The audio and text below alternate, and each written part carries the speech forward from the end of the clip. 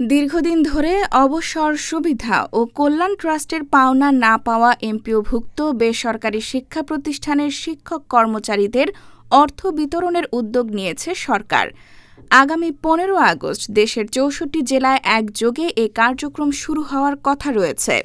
শিক্ষা মন্ত্রণালয় সূত্রে জানা গেছে, এজন্য সরকার ২,০০০ কোটি টাকার বিশেষ থোক বরাদ্দ দিচ্ছে।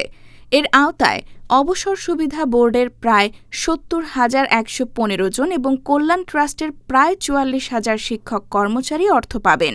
সব মিলিয়ে প্রায় ১,১৪,০০০ অবসরপ্রাপ্ত শিক্ষক কর্মচারী এ ধাপে সুবিধা পাবেন।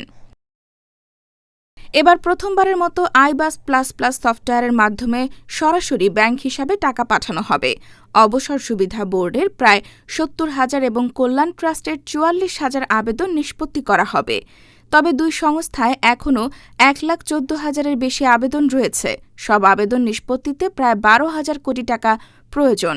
ফলে এবার বড় একটি অংশের পাওনা পরিশোধ হলেও সব আবেদন একসঙ্গে নিষ্পত্তি হচ্ছে না।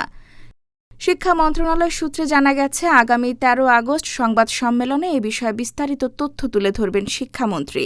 এরপর ১৫ আগস্ট দেশের ৬৪ জেলায় একযোগে অর্থ বিতরণ কার্যক্রম শুরু হওয়ার কথা রয়েছে। দীর্ঘদিনের পাওনা পরিশোধে এ উদ্যোগকে গুরুত্বপূর্ণ পদক্ষেপ হিসেবে দেখছেন সংশ্লিষ্টরা।